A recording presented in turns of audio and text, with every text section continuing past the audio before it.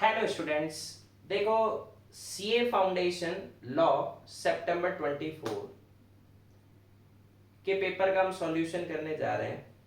Paper की length आप लोगों ने ही एग्जाम में अटेंड किया तो आपको आइडिया होगा, अब तक का फाउंडेशन की हिस्ट्री का सबसे लेंथी पेपर। ठीक है, पहले सीपीटी थी, वहां तो एमसीक्यू बेस्ड ऑप्शंस थे, तो वहां पर कहते हैं इसमें इतनी लेंथ का कोई कनेक्शन ही नहीं बैठता था। मई 18 से फाउंडेशन आया, मई 18 से लेके सितंबर 24 तक का सबसे लेंथी पेपर फाउंडेशन के लेवल का। मैंने कैलकुलेशन करके देखी थी, तकरीबन 145 प्लस मार्क्स का पेपर आईसीआई ने 100 मार्क्स के लिए देती है। आईसीआई है, कुछ भी कर सकती है। पर खैर, इस पेपर में आपके लिए एक अच्छी चीज क्या बताता हूँ, अगर आपने 50 मार्क्स का भी पेपर सही कर दिया तो आपके पासिंग के चांसेस है, क्योंकि बोनस मार्किंग होगी, 2 से 3 नंबर की मिनिमम बोनस मार्किंग होगी। खैर देखो, अपन पेपर को कहते हैं इसमें सॉल्व करते हैं। सबसे फर्स्ट पेपर मैंने पूरा पढ़ रखा है, तो मैं क्वेश्चंस में बहुत ज्यादा टाइम नहीं लूंगा आपका। एल एक लैंडलॉर्ड है, उसने अपना हाउस एम नाम के टेनेंट को दिया। इलेक्ट्रिसिटी बिल पेंडिंग चल रहा था, लैंडलॉर्ड पे ही नहीं कर रहा। ठीक है, तो इलेक्ट्रिसिटी डिपार्टमेंट ने नोटिस दिया कि सर हम कनेक्शन डिस्कनेक्ट कर देंगे। अब टेनेंट ने सोचा घर में बिजली ना तो फिर रहने का फायदा क्या है, तो टेनेंट ने खुद ने वो कहता है इसमें क्या कर दिया, रेंट इलेक्ट्रिसिटी बिल पे कर दिया। अब लैंडलॉर्ड से कहा कि भाई पैसा दे, लैंडलॉर्ड ने देने से मना कर दिया कि भाई ये तो तूने तेरी मर्जी से भरा है।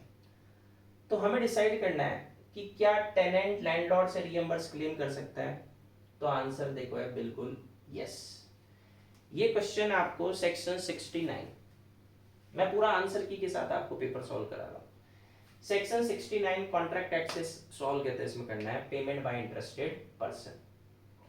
टेनेंट का यहाँ पर्सनल इंटरेस्ट इन्वॉल्व था, उसने पेमेंट की, तो वो इसकी क्या कर सकता है, रिकवरी कर सकता है। आगे बढ़ते हैं, दूसरा क्वेश्चन लेते हैं।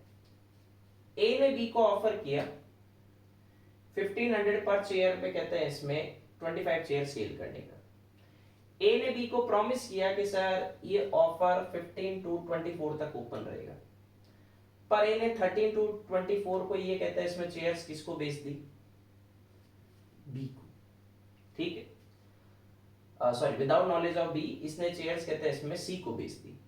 अब बी ने अपनी एक्सेप्टेंस दे दी 14 टू 24, तो अब ए के पास चेयर्स तो है नहीं, तो क्वेश्चन ये अराइज होता है कि क्या फिर कहते हैं इसमें बी ए से डैमेजेस क्लेम कर सकता है।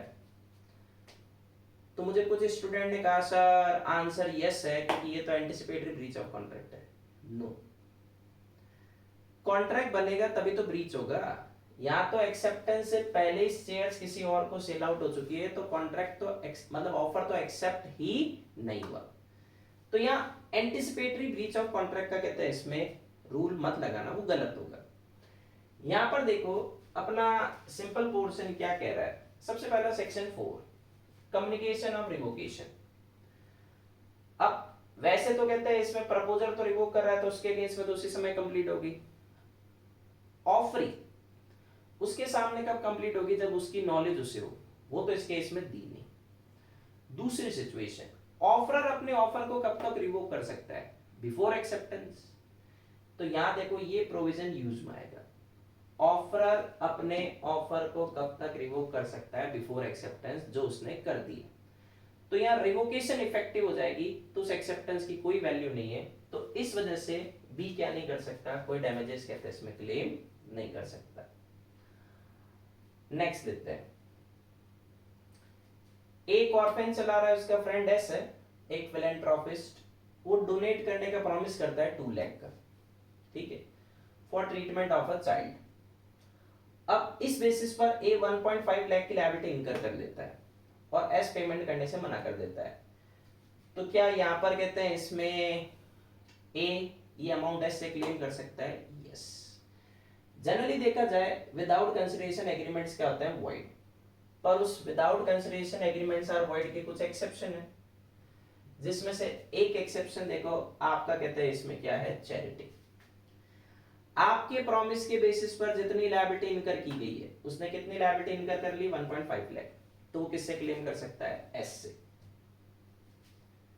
Next OPC. देखो टाइप्स ऑफ कंपनीज एक्ट का सबसे फेवरेट पोर्शन है इसे।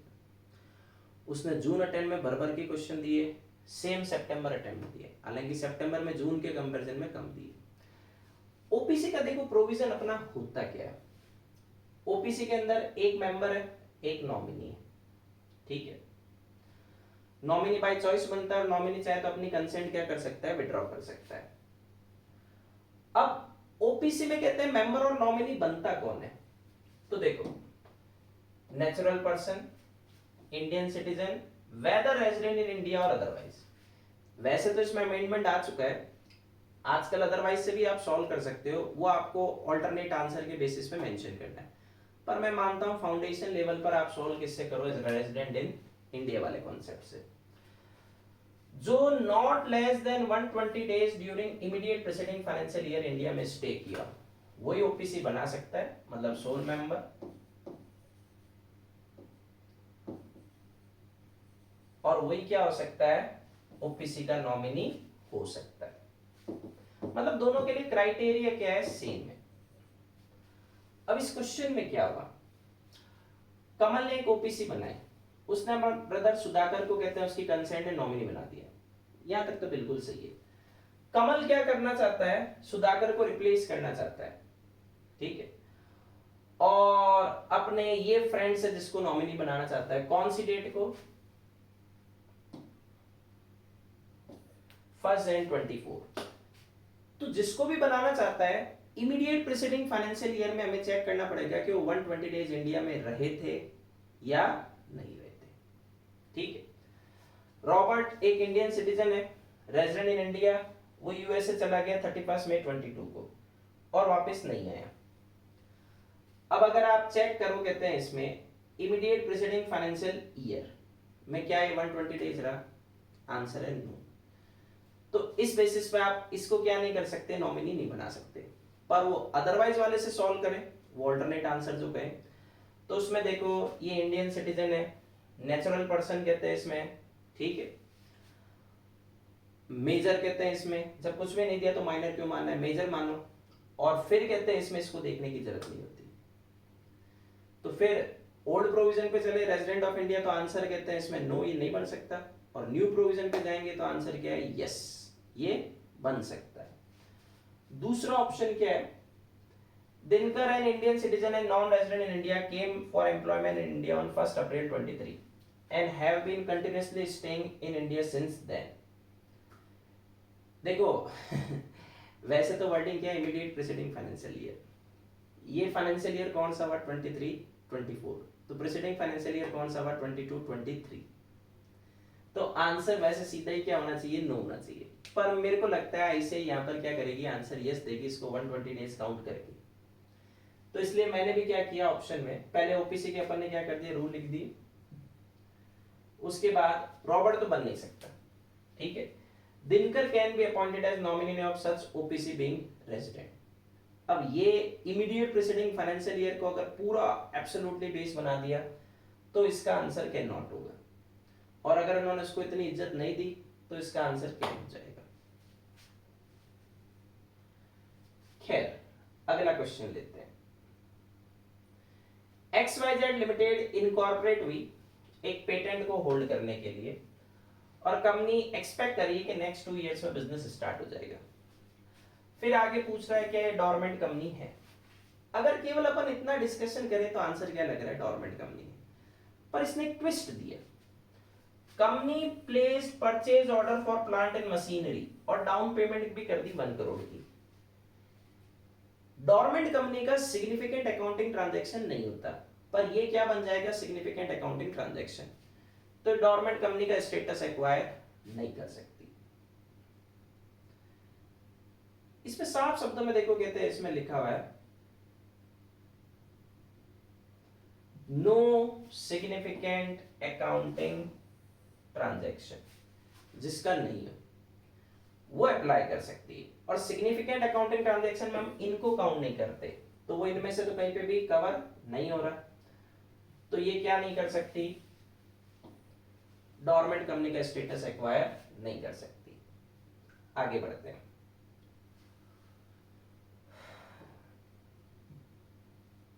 If a partner is otherwise expelled the expulsion is null and void. Discuss. इन्होंने एक लाइन उठा ली, अगर आप सेक्शन 33 पर जाओ तो उसमें एक्सपेल्सन ऑफ पार्टनर्स के रूल्स गिवन है, ठीक है। तो किसी भी पार्टनर को एक्सपेल्ड करना है तो मेजॉरिटी ऑफ पार्टनर्स जो गुड फेथ में काम करेगी और ये इनके बीच में जो कॉन्ट्रैक्ट बन रखा है उसके बेसिस पर आप एक्सपेल्ड कर सकते हो। गुड फेथ का मतलब जिसको एक्सपेल्ड कर रहे हो वो फर्म के इंटरेस्ट में एक्सपेल्ड होना चाहिए, उसको नोटिस दो, नोटिस कोई लंच या डिनर का तो देना नहीं है, उसको साथ में क्या देनी है, अपॉर्चुनिटी ऑफ बीइंग हर्ट। अगर ये करके एक्सपेल्सन किया तब तो एक्सपेल्सन वैलिड होता है, और अदरवाइज एक्सपेल्ड कर दिया मतलब वो ऊपर वाली कंडीशंस फुलफिल किए बिना, तो एक्सपेल्सन क्या हो जाएगा, नल एंड वॉइड। तो आपके फर्स्ट पार्ट का answer, the partner who is expelled will cease to be liable to third party for the acts of the firm done after expulsion. ये कंडीशनल आंसर है, क्योंकि देखो एक्सपेल्ड पार्टनर के ऊपर section 32 clause 2, 3 and 4 लगता है, मतलब रिटायरिंग पार्टनर वाले कॉन्सेप्ट लगते हैं। और रिटायरिंग पार्टनर में हम क्या पढ़ते हैं, रिटायरमेंट का पब्लिक नोटिस देना चाहिए। तो यहां पर कहते हैं एक्सपेल्ड पार्टनर लायबल होगा पब्लिक नोटिस देने के लिए, और नहीं दिया तो फिर वो स्टिल लायबल माना जाएगा even after expulsion to third party. Next, अगला question, Messrs R K traders made a contract with Messrs C K traders for purchase of 2000 kg of basmati rice.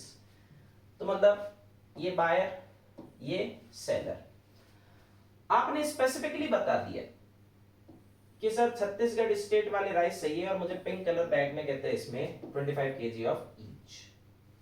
Seller agree, ठीक है सर। अब आप दिमाग लगाओ यहाँ प्रोविजन कौन सा लगेगा। सबसे पहला बायर ने अपना पर्पस किसको बता दिया, सेलर को, तो एक तो ये इंप्लाइड कंडीशन लगेगी। दूसरा सेलर भी कहते हैं इसमें यही चीज देने को एग्री हो गया, तो मतलब सेलर भी क्या दे रहा है, एक तरह से डिस्क्रिप्शन दे रहा है, तो ये दो प्रोविजन लगेंगे, ठीक है। बाद में सेलर के स्टाफ ने मिसअंडरस्टैंडिंग की और उसने 1800 kg बासमती राइस महाराष्ट्र वाले स्टेट का भेज दिया छत्तीसगढ़ की जगह, और वो भी व्हाइट कलर के बैग में, और बाकी कहते हैं इसमें प्रॉपर भेजा 200 kg। तो अब हमें डिसाइड करना है कि क्या बायर राइट है एंटायर क्वांटिटी को सब रिजेक्ट करने का, बिल्कुल। अगर कंडीशन ब्रीच हुई तो बायर के पास क्या राइट होता है, कॉन्ट्रैक्ट को रेपुडिएट करने का। तो बायर नो डाउट कॉन्ट्रैक्ट को क्या कर सकता है, रिसाइंड या रेपुडिएट कर सकता है। तो डिस्क्रिप्शन लगाओ, ठीक है। तो buyer is not bound to accept and pay for the goods which are not in accordance with the description, एक तो ये लगाओ, तो बायर रिजेक्ट कर सकता है, ठीक है। दूसरा क्या लगाओ, ये कि बायर ने अपना पर्टिकुलर पर्पस किसको बता दिया, सेलर को बता दिया, ठीक है। हालांकि मैं मेन तो कहते हैं इसमें इसको मान रहा हूं इसके कंपैरिजन में, पर डिस्क्रिप्शन लगेगा क्योंकि आईसीए ने पहले भी ऐसा कर रखा है। तो इसका मतलब बायर के पास राइट है, वो रिजेक्ट कर सकता है। दूसरा, अगर बायर मान लो एक्सेप्ट करना चाहता है क्योंकि इसने आगे और ऑर्डर ले रखे हैं, तो बिल्कुल ले लो, उसमें कोई दिक्कत नहीं, बायर के पास चॉइस है। क्योंकि अगर कंडीशन ब्रीच हुई तो बायर उसे ब्रीच ऑफ कंडीशन को ब्रीच ऑफ कंडीशन भी मान सकता है और चाहे तो वारंटी मान सकता है। तो बायर गुड्स की डिलीवरी ले लेगा और साथ में क्या करेगा, डैमेजेस क्लेम कर लेगा। तो by considering breach of condition as breach of warranty and can claim damages from seller. आगे बढ़ते हैं। Karthik agreed to sell his laptop to Vasant for a price to be fixed by Kusum. Section 10. Sale of goods act. Valuation by third party. Laptop की delivery से पहले कार्तिक ने mind change कर लिया और उसने particulars and configuration of laptop Kusum को नहीं बताया। जब आप डिटेल ही नहीं बताओगे तो थर्ड पार्टी वैल्यूएशन कैसे करेगी। तो कुसुम ने रिफ्यूज कर दिया वैल्यूएशन करने से। वसंत को लैपटॉप चाहिए अपने प्रोजेक्ट के लिए, उसने कार्तिक से कहा सर मैं रीजनेबल प्राइस दे दूंगा। कार्तिक कहता है मूड चेंज, अब मैं बेचना ही नहीं। हमें डिसाइड करना है ऐसे केस में कि वसंत के पास कहते हैं इसमें क्या रेमेडी है। देखो सबसे पहला आप प्रोविजन तो कौन सा लगाओगे, वैल्यूएशन एट थर्ड पार्टी। इसमें एक पॉइंट है, अगर third party is prevented by default of either party for fixing the price, the party at default will be liable to pay damages. तो यहां पर देखो present case Kartik fail to sell, तो कुसुम ने रिफ्यूज कर दी, तो बसंत के पास क्या रेमेडी कहते हैं इसमें अवेलेबल है? सबसे पहला वो कार्तिक से डैमेजेस मांग सकता है, और कार्तिक अगर कहते हैं लैपटॉप देने को तैयार है तो रीजनेबल प्राइस पे करके क्या कर सकते हैं लैपटॉप। अगर ये नहीं हो रहा तो फिर वो डैमेजेस क्लेम करेगा।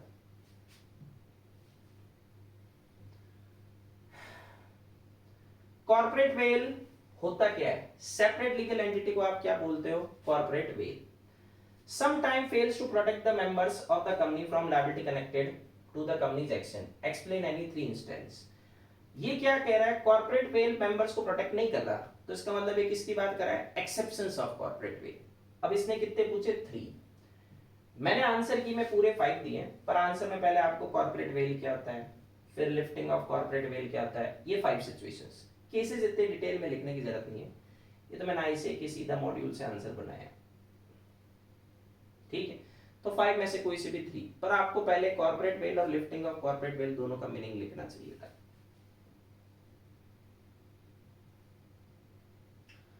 Next, under what circumstances a LLP is compulsory required to change its name? Section 17 LLP act. क्योंकि अगर एलएलपी का नेम सेक्शन 15 क्लॉज 2 के अकॉर्डिंग अनडिजायरेबल है, मतलब एग्जिस्टिंग एलएलपी या कंपनी के नेम से आइडेंटिकल या रिजेंबल्स है या ट्रेडमार्क के वायलेशन में, तो ऐसे केस में उसको अपना नेम क्या करना होगा? चेंज करना होगा। तो देखो अपन आंसर में क्या लगाएंगे यहाँ? अच्छा, एक पोर्शन और बच गया उसमें क्वेश्चन के अंदर। हाँ, what is the effect of MOA and AOA when registered? इसमें आप सेक्शन 10 लगा दो,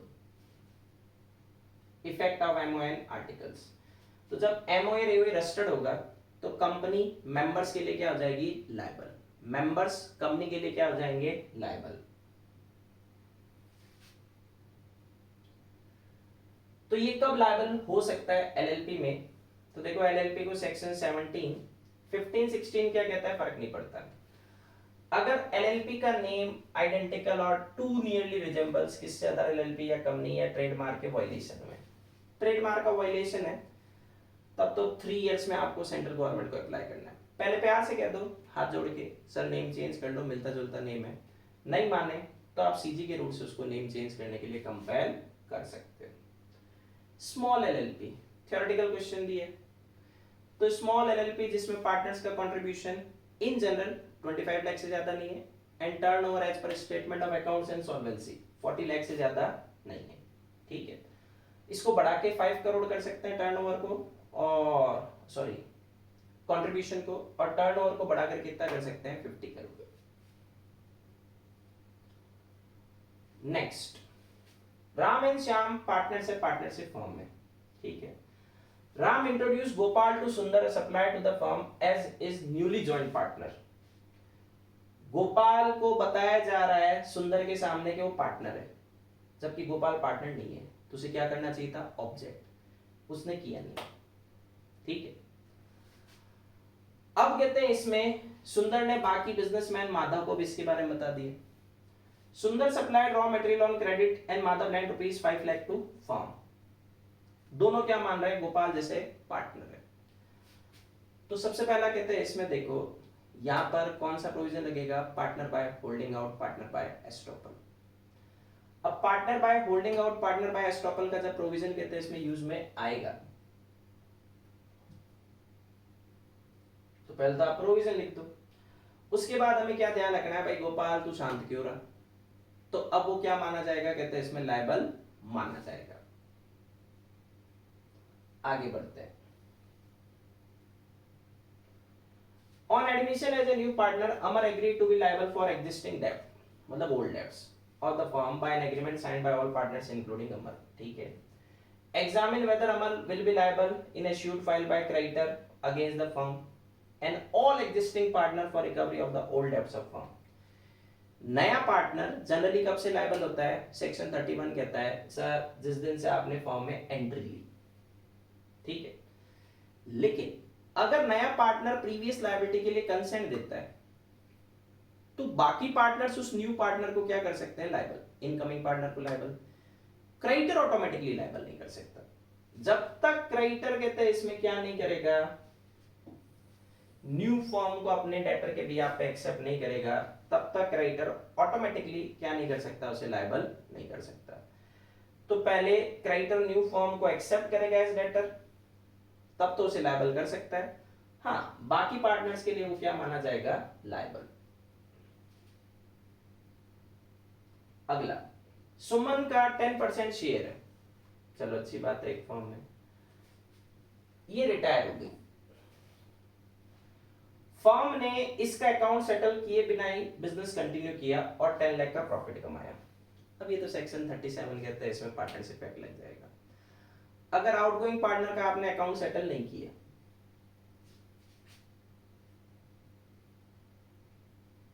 ठीक है, तो इसका मतलब वो किसके लिए एंटाइटल है, अपना प्रीवियस शेयर या 6% पर एनम की रेट पे इंटरेस्ट। अब यहाँ फर्म को 10 लाख का प्रॉफिट हुआ, इसका शेयर कितना परसेंट था, 10%, तो मतलब ये कितना क्लेम कर सकती है, 1 लाख, जबकि ये क्लेम कितना करने जा रही थी, 3 लाख। 3 लाख क्लेम नहीं कर सकती, कितना क्लेम कर सकती है, 1 लाख।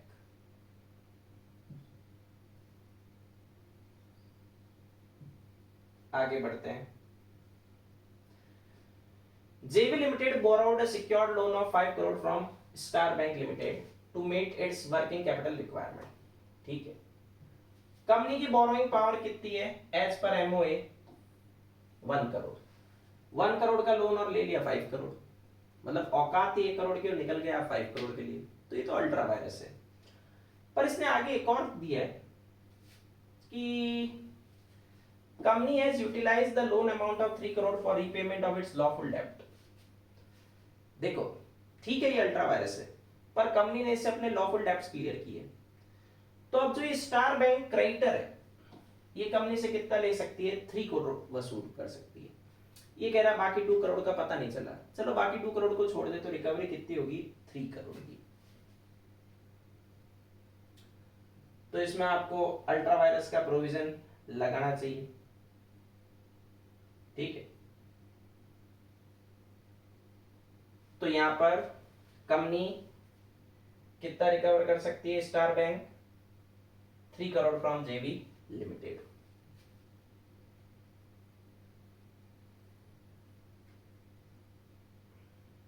अगला लेते हैं, गुडविल प्राइवेट लिमिटेड एक कंपनी 15 मई 24 को बनी। Share certificate were issue to Amit, Sumit and Sumati being subscribers to MOA without affixing the common seal. Signature of Amit and Sumit the directors of company इस पे लगे हुए हैं, और कंपनी ने अभी तक CS अपॉइंट नहीं किया। देखो कॉमन सील क्या आ चुकी है, ऑप्शनल, ये कोई आजकल से नहीं हुई है, काफी पुरानी ऑप्शनल हो चुकी है। तो जब कॉमन सील ऑप्शनल है, तो उसकी जगह साइन किसके आएंगे, या तो 2 डायरेक्टर या फिर 1 डायरेक्टर एंड 1 CS। 2015 में अमेंडमेंट आया, वो कह रहा है सर कंपनी के पास कॉमन सील नहीं है, तो ऑथेंटिकेशन 2 डायरेक्टर्स या बाय डायरेक्टर एंड CS। अब यहाँ साइन किसके हो गए थे, 2 डायरेक्टर्स के, कंपनी ने CS अपॉइंट नहीं किया, तो 2 डायरेक्टर्स के साइड से जो साइन किया हुआ सर्टिफिकेट इशू हुआ, वो क्या माना जाएगा, वैलिड। तो जो डायरेक्टर कह रहे हैं सर सर्टिफिकेट तो वैलिड है, वो वैलिड है। हाँ, इसमें एक ट्विस्ट और कहते हैं, इसमें अगर कंपनी ने CS अपॉइंट किया होता, देन व्हाट, CS अपॉइंट किया होता, ऑलरेडी 2 डायरेक्टर के साइन, उससे काम हो गया, CS के साइन की जरूरत ही नहीं। अगर CS को अपन ये पिक्चर में लाना चाहते हैं, तो यहाँ पर फिर साइन 1 डायरेक्टर और 1 CS का भी हो गया, तो भी चल जाएगा, उसमें कोई इश्यू नहीं है। पर वो अपने को जरूरत नहीं है, वो ऑलरेडी वैलिड सर्टिफिकेट है। ब्रीच ऑफ कॉन्ट्रैक्ट, कोर्ट में अवार्ड कंपनसेशन और डैमेजेस, तब आपको ordinary damages, special damages and liquidated damages, ये तो थ्योरेटिकल सिंपल आंसर है। तो आप ordinary damages, difference between contract price and market price, सीधा क्लेम कर सकते हो। स्पेशल डैमेजेस, जब आपने स्पेशल पर्पस सामने वाली पार्टी को कम्युनिकेट कर दिया। लिक्विडेटेड डैमेजेस और प्रीफिक्स डैमेजेस, जब दोनों पार्टी कॉन्ट्रैक्ट बनने के टाइम पर फ्यूचर प्रोबेबल लॉस का genuine and fair pre estimation कर लेते हैं, तो उसको अपन क्या बोलते हैं, लिक्विडेटेड डैमेजेस, ठीक है। पेनल्टी तो रिकवरेबल नहीं है, पर लिक्विडेटेड डैमेजेस क्या होता है, रिकवरेबल होता है। फिर ये पूछ रहा है क्या कंडीशंस फुलफिल होनी चाहिए एग्रीमेंट को वैलिड बनाने के लिए without consideration. Agreement made based on natural love and affection, parties के बीच में क्या होना चाहिए, लव एंड अफेक्शन होना चाहिए, रिटन एंड रजिस्टर्ड एग्रीमेंट होना चाहिए, पार्टीज के क्या होना चाहिए, साइन आना चाहिए, ठीक है। टाइम बार डेप्ट, अगर रिटर्न में प्रॉमिस दिया है तो टाइम बार डेप्ट की भी क्या की जा सकती है, रिकवरी की जा सकती है। आगे बढ़ते हैं, नेक्स्ट देते हैं फोर्थ का ए का 1। राघव को एक gold and diamond stud wrist watch मिली जिसकी वैल्यू अप्रोक्सीमेटली कितनी है, 1 लाख। चलो अच्छी बात है, उसने ले ली, न्यूज़पेपर में ऐड दे दिया भाई ट्रू ऑनर है, वो ले जाओ, बस एविडेंस दे दो। काफी टाइम निकल गया, कोई आया ही नहीं, तो उसने इस रिस्ट वॉच को अपने सन गिफ्ट महेश को गिफ्ट में दे दिया। अबे तेरे घर की थी जो कहते इसमें गिफ्ट में दे दिया, ठीक है। पर देखो इसका एक कनेक्शन बना सकते हैं, who is the next best owner of goods, find. अगर इस बेसिस पे सॉल्व करें तो ये गिफ्ट वैलिड है, अदरवाइज आप ये गिफ्ट पर कहते इसमें नहीं दे सकते थे। अब देखो मैंने तो इसको लिया है कि वैसे तो आपकी घर की है नहीं, तो आप इसको ऐसे क्या नहीं कर सकते, गिफ्ट में नहीं दे सकते। पर अगर वो इसको बेस बनाता है who is the next best owner, तो ये गिफ्ट भी क्या जाएगा, वैलिड।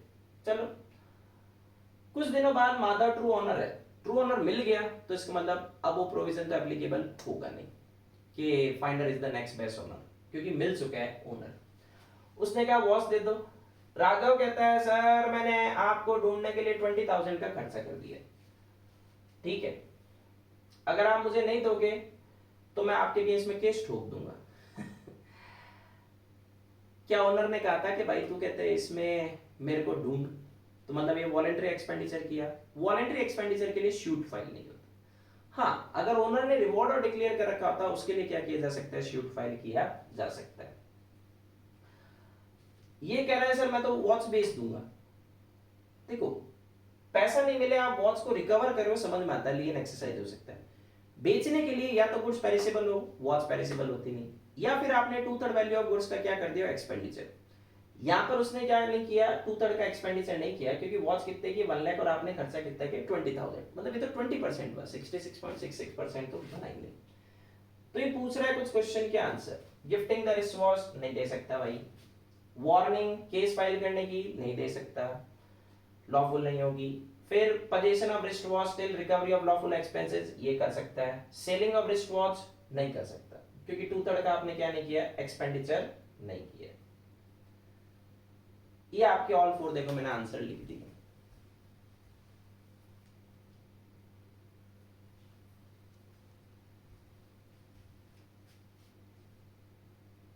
चलो आगे बढ़ते हैं। Woollen garments limited entered into a contract with a group of women in July 23 to supply various woollen clothes for man women, ठीक है ठीक है। इसने कह दिया कि सर ये विंटर सीजन से पहले मुझे मिल जाने चाहिए, मतलब एंड ऑफ अक्टूबर 23 तक तो कहते हैं इसमें दे ही देना। लेकिन स्ट्राइक और चल रही थी, इस वजह से क्या हुआ सप्लाई हुई मार्च 24। देखो ये तो ऑब्वियस सी बात है, विंटर सीजन के क्लॉथ अगर समर सीजन में आएंगे तो किस काम के होंगे। तो सबसे पहला, क्या कंपनी सप्लाई को रिजेक्ट कर सकती है, बिल्कुल। ब्रीच ऑफ कॉन्ट्रैक्ट मानो, time as to essence of contract कहते हैं इसमें लगा दो, क्योंकि यहाँ तो टाइम एसेंशियल है, नेचर ही दिख रही है।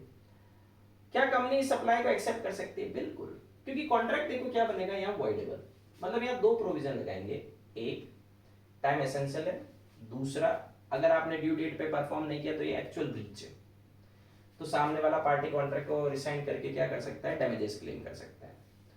तो अब सबसे पहला कॉन्ट्रैक्ट वॉइडेबल बन गया बायर के ऑप्शन पे, तो कंपनी एंटाइटल है सप्लाई को रिजेक्ट करने के लिए। दूसरा, दोनों मियां बीवी राजी है तो हमें क्या करना है भाई, वो ले सकती है। With reference to provisions of an act, tell the instance where a person shall be deemed to have committed an offence for dishonor of check, and what are the conditions to be complied with for non-constituting such an offence. देखो, अगर आपने 138 में dishonour of cheque का offence किया, तो आपने check को lawful liability के लिए इश्यू किया, अपने बैंक अकाउंट से इश्यू किया, पर आपके बैंक अकाउंट में कहता है इसमें क्या नहीं है, पैसा नहीं है, तो इस वजह से चेक क्या हो गया, डिसऑनर, तो आपको 2 इयर्स का imprisonment, twice of the amount of cheque का फाइन मिलेगा। तो ये तो आ गई वजह, क्यों, फिर दूसरा कह रहा है 138 तब तक एप्लीकेबल नहीं होगा जब तक, तो मतलब कुछ कंडीशंस फुलफिल होनी चाहिए। चेक को वैलिडिटी पीरियड में लगाओ बैंक में 3 मंथ्स। फिर चेक डिसऑनर होने का नोटिस आप किसको दो, ड्रॉवर को 30 डेज का नोटिस। ड्रॉवर 15 डेज में पेमेंट नहीं करता, अब जाके 138 का ऑफेंस कहते हैं, इसमें क्या होगा, कॉन्स्टिट्यूट। दो बैक टू बैक अटेम्प्ट में 138 एग्जाम में आया। All cheques are bill while और bills are not cheque. Explain the additional features of a cheque which differentiate a cheque from bills as per NI.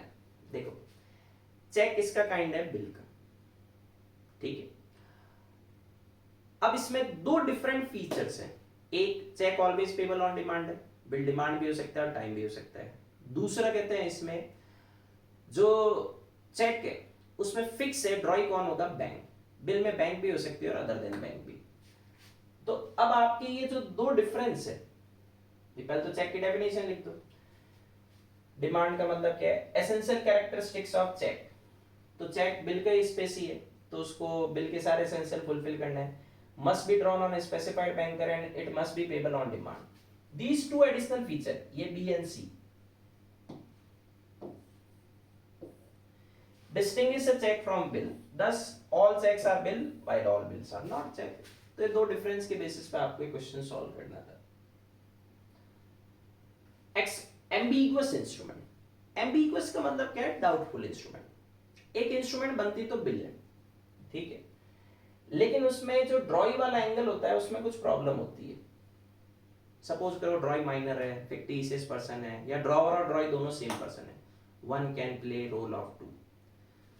तो ऐसे case में holder क्या करेगा, ड्रॉई से काम नहीं हो रहा तो सीधा पैसा किससे मांगेगा, ड्रॉवर से। तो होल्डर उस इंस्ट्रूमेंट को क्या मान रहा है, प्रॉमिसरी नोट। या फिर होल्डर चाहे तो ड्रॉवर से कह सकता है सर एक और ड्रॉई का नाम दे दो, तो वो इसे क्या मान रहा है, बिल। तो जिस इंस्ट्रूमेंट को होल्डर के ऑप्शन पे प्रॉमिसरी नोट भी माना जा सकता है, बिल्स ऑफ एक्सचेंज।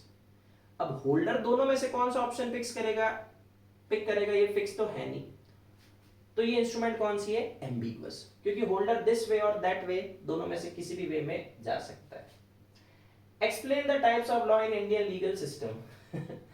देखो चैप्टर 1 कुछ बच्चे छोड़ जाते हैं, ये सबसे आसान क्वेश्चन था आपका, क्योंकि आपको सिंपली क्या लिखना है, आपकी क्रिमिनल लॉ, सिविल लॉ, ये तो डिफाइन करना है। Common law, principle of natural justice, सीधा 6 नंबर आ जाते हैं। चलो, अशोक एक ट्रेडर है, उसने कैमरा दिया मंगेश को, कौन से बेसिस पे, ये ध्यान रखना, थोड़ा ट्रिकी क्वेश्चन है। सेल और रिटर्न बेसिस। देखो सेल और रिटर्न बेसिस पे 3 सिचुएशन है जब ओनरशिप पास होने जाती है। या तो आप एक्सेप्टेंस सिग्निफाइज करो, या over a period of time तक गुड्स को रिटेन करके बैठ जाओ विदाउट इंटीमेशन ऑफ रिजेक्शन, या आप कुछ ऐसा करो जो इक्विवेलेंट टू एक्सेप्टेंस है, जैसे उसको रीसेल या प्लेस करना। मंगेश ने क्या किया, कैमरा राहुल को दे दिया फॉर कैश सेल और रिटर्न, तो यहां मंगेश को ओनरशिप क्या हो गई, पास ऑन हो चुकी है, ठीक है। राहुल ने इसे विशाल को दिया सेल और return basis without paying cash to Mangesh. Ashok से मंगेश को ओनरशिप चली गई, लेकिन मंगेश से राहुल को ओनरशिप नहीं गई क्योंकि राहुल ने प्राइस पे नहीं की। विशाल के पास से कैमरा चोरी हो गया, जबकि विशाल ने ड्यू केयर की थी अपनी सेफ्टी के लिए। तो देखो विशाल की कोई गलती नहीं, राहुल को ओनरशिप पास ऑन हुई नहीं, तो ओनरशिप पास ऑन किसे हुई, मंगेश को। तो यहां पर ये पूछ रहा है क्या मंगेश, राहुल, विशाल जॉइंटली और severally liable to pay the price of camera to Ashok. तो इसमें हमें क्या ध्यान रखना है, मंगेश जो है वो लायबल होगा। बहुत सारे टीचर्स को ये डिफरेंस नहीं पता, सेल और रिटर्न और कैश सेल और रिटर्न। कैश सेल और रिटर्न में जब तक आप कैश पे नहीं करोगे तब तक ओनरशिप क्या नहीं होती है, पास ऑन नहीं होती। तो देखो दोनों प्रोविजन लिखो, उसके बाद आपको ध्यान रखना है मंगेश लायबल होगा प्राइस की पेमेंट के लिए किसको, अशोक को। हाँ, अब इन जनरल कहते हैं इसमें जब उसने प्राइस पे नहीं की तो उसे आगे गुड्स क्या नहीं करना चाहिए था, किसी और को नहीं देना चाहिए था, उसके बेसिस पे लायबल कर दो, पर वो प्रोविजनली कहते हैं लायबल नहीं है। खैर आगे बढ़ते हैं।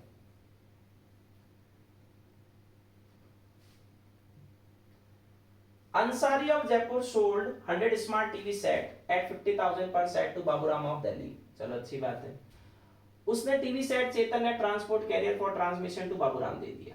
बाबूराम ने इनको आगे श्यामलाल को बेच दिया 60,000, मतलब 10,000 पर टीवी सेट का फायदे पे। Reaching the goods at destination, Baburam ने कहा कि भाई चेतन से, मतलब कैरियर ट्रांसपोर्टर को, गुड्स दे दो। उसने देने से मना कर दिया, कैरियर की गलती है।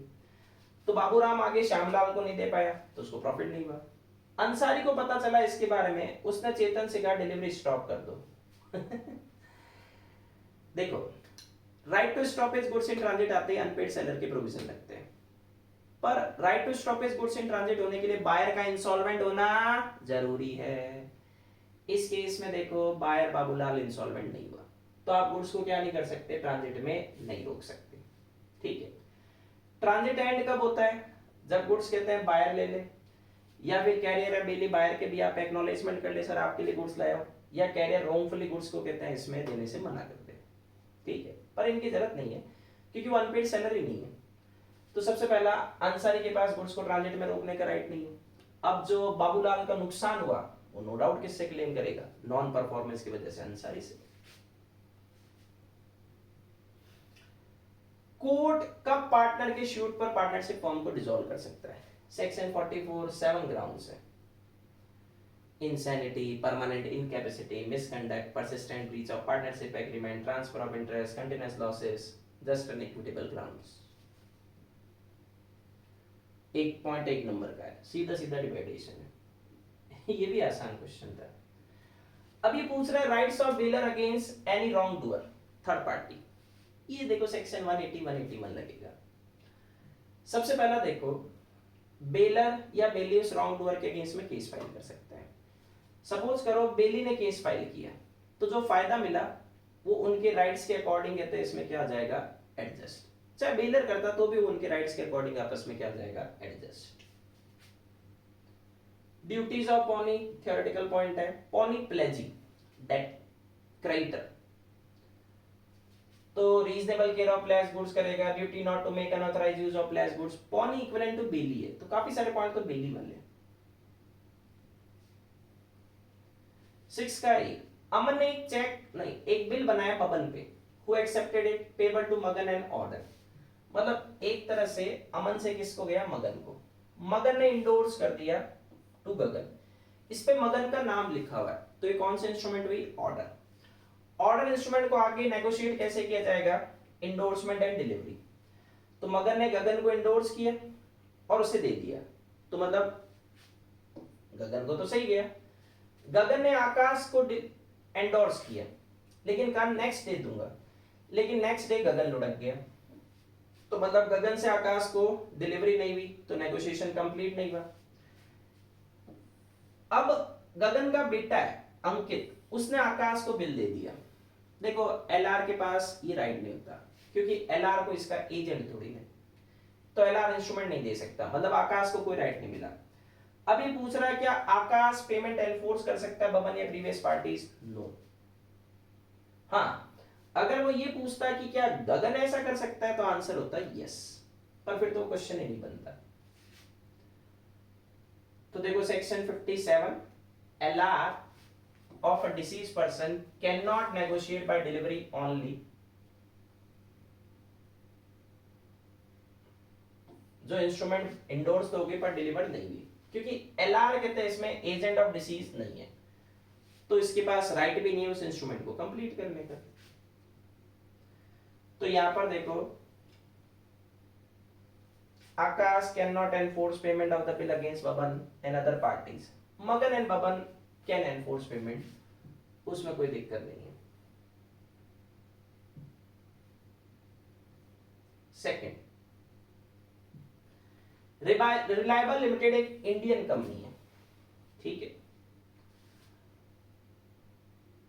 उसने सेल प्राइस को पे करने के लिए एलेक्स मैन्युफैक्चरिंग लिमिटेड एक यूएसए की कंपनी है, उसके फेवर में एक बिल लिखा और इसके डायरेक्टर ने उस पर साइन कर दिया, ठीक है।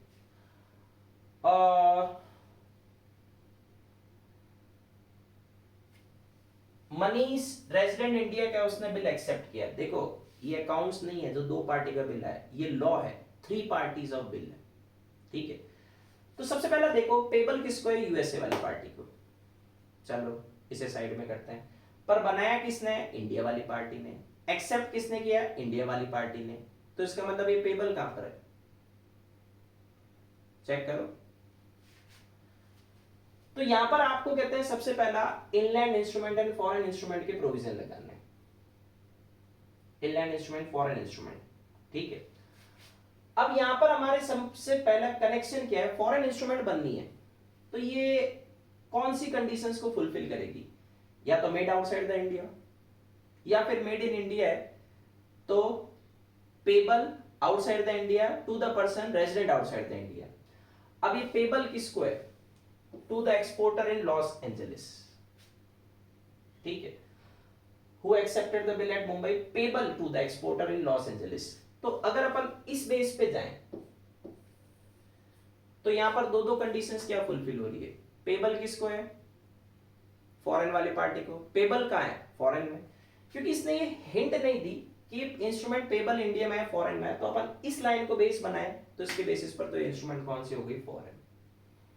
कई बार क्या है आंसर में आप थोड़ा इफ बट करके भी कहते हैं इसमें मेंशन कर सकते हो। चलो आगे बढ़ते हैं। Agent can not personally enforce nor be personally bound by the contract on behalf of principal. सही बात है, क्योंकि एजेंट ने तो प्रिंसिपल का थर्ड पार्टी के साथ कॉन्ट्रैक्ट बनाया, तो थर्ड पार्टी और प्रिंसिपल आपस में उसे एनफोर्स करेंगे। पर इसके एक्सेप्शन है, तो मतलब एक तरह से क्वेश्चन पूछ रहा है पर्सनल लायबिलिटी ऑफ एजेंट पे। तो देखो पहले तो इन जनरल, फिर एक्सेप्शंस। यहां एजेंट क्या हो जाएगा? पर्सनली लायबल हो जाएगा, ठीक है। आगे rights of indemnity holder when sued. देखो थर्ड पार्टी ने इंडेमनिटी होल्डर के अगेंस्ट में केस फाइल किया, तो इंडेमनिटी होल्डर इंडेमनीफायर के अगेंस्ट में क्या करेगा? कहते हैं इसमें डैमेजेस क्लेम कर सकता है। कोई कोर्ट ने कहा आपको पैसा दो तो पैसा क्लेम कर सकते हैं, तो 124 कहते हैं इसमें लिखेगा, damages cost sums paid.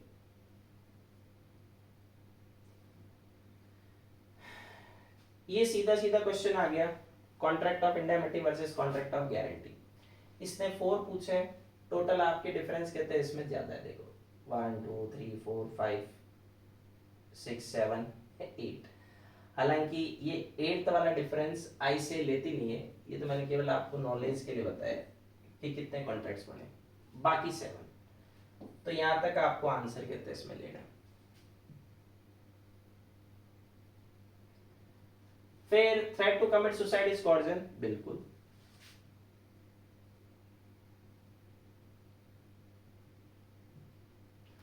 Suicide को आईपीसी क्या करती है? फॉरबिड करती है, हालांकि कहीं नहीं करती, आई से एक एग्जेम्पशन है। आईपीसी का 511 सेक्शन एक सिंगल सेक्शन बताता हूं जिसमें सुसाइड की थ्रेटन को फॉरबिड किया हुआ है। सुसाइड कर लिया, ठीक है, तब तो कुछ होना नहीं। Attempt to suicide punishable offence है। पर अगर आई से कह रही है कि भाई सुसाइड को कहते हैं इसमें आपने क्या किया है? फॉरबिडन बाय आईपीसी, ठीक है, तो थ्रेट टू कमिट सुसाइड कॉर्जन माना जाएगा। अब ये तो देखो ऑक्शन सेल है, बिड बाय सेलर विद और विदाउट नोटिफिकेशन। अगर उसने नोटिफाई कर रखा है तो बिड लगा सकता है, नहीं तो नहीं लगा सकता। Bidder to retract from his bid, retract मतलब विड्रॉ करना, तो बिफोर कंप्लीशन ऑफ ऑक्शन वो अपनी बिड क्या कर सकता है? वापस ले सकता है। Effect of pretended bidding, auction sale becomes voidable at the option of buyer. Pretended bidding, artificial bidding, price को बढ़ाने के लिए, तो ये रूल्स लिख दो। लास्ट देखो आपके आ गया question, explain the provisions relating to delivery of wrong quantity of goods. तो इसके 3 पार्ट है, shorter quantity, larger quantity, mix quantity. Buyer के पास तीनों में जो कॉमन ऑप्शन है, can reject delivery, can accept delivery, ठीक है। लार्जर क्वांटिटी में एक और ट्विस्ट है कि वो क्या कर सकता है? पूरा ही गुड्स एक्सेप्ट कर सकता है। मिक्स क्वांटिटी अगर एक्सेप्ट की तो फिर जो मिक्स वाला पोर्शन उसकी रीजनेबल प्राइस पे कर देगा। तो ये आपका पूरा पेपर देखो, घबराओ मत, आपने, मैं बताता हूं कौन कौन से क्वेश्चन सही किए होंगे। सबसे पहला आपने कहते हैं इसमें जो कोर्ट के ऑर्डर पर कहते हैं इसमें फर्म को कैसे डिसॉल्व किया जा सकता है, ये सही कर दिया होगा। Partner by holding out, partner by estoppel, ये क्वेश्चन सॉल्व कर दिया होगा। फिर कहते हैं इसमें जो इनकमिंग पार्टनर है, एक्सपल्सन ऑफ पार्टनर, मतलब पार्टनरशिप आपकी मैं मानता हूँ 20 मार्क्स की सही हुई हो। मेन एग्जाम में मार्क्स फिक्स है, कंपनी 21 की आनी है, सेल कहते हैं इसमें आपका 21 का आना है, पार्टनरशिप 20 की आनी है, ठीक है, एलएलपी 6 की आनी है, चैप्टर 1 6 का आना है, कॉन्ट्रैक्ट अगर ऑप्शनल क्वेश्चन दिया तो 38, नहीं तो फिर 32 या 33, जैसे 6 के साथ एक ऑप्शनल क्वेश्चन था, और नेगोशिएबल 14 का आना है।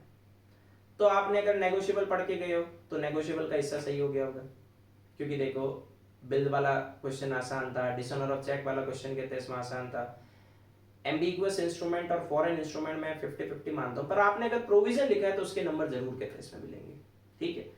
कंपनी के अंदर देखो लिफ्टिंग ऑफ कॉर्पोरेट वेल्थ दूसरा टॉपिक है शुरुआत का, ये आसान पोर्शन था। डोरमेंट कंपनी अगर आप कंक्लूजन सही नहीं बना पाए पर आपने प्रोविजन डोरमेंट कंपनी का पूरा लिख दिया तो उसके नंबर जरूर मिलेंगे, ठीक है। सेम ओपीसी में प्रोविजन के तो नंबर कहते हैं इसमें मिलने, अल्ट्रा वायरस है उसमें प्रोविजनिंग के नंबर है, कंक्लूजन तो कहते हैं इसमें आधे से एक नंबर का होता है, उसकी क्यों टेंशन लेते हो। अगर आप क्वेश्चन को जज कर लेते हो तो आपका काम वैसे ही हो गया। अब सेल वाले में जाओ, अनपेड सेलर वाला क्वेश्चन आपका कहता आ गया, ऑक्शन सेल का कहता है इसमें क्वेश्चन आ गया, कैश सेल और रिटर्न वाला आ गया, वैल्यूएशन बाय थर्ड पार्टी आ गया, फिर वो इम्प्लाइड कंडीशन का क्वेश्चन आ गया। तो इनमें से कुछ ना कुछ तो आपके क्वेश्चन सही हुए होंगे। अब कॉन्ट्रैक्ट डिपेंड करता है आपने कितना कर रखा है, अदरवाइज कॉन्ट्रैक्ट के भी क्वेश्चन आसान है। चैप्टर 1 का देखो सीधा सीधा क्वेश्चन था, एलएलपी का सीधा सीधा क्वेश्चन था।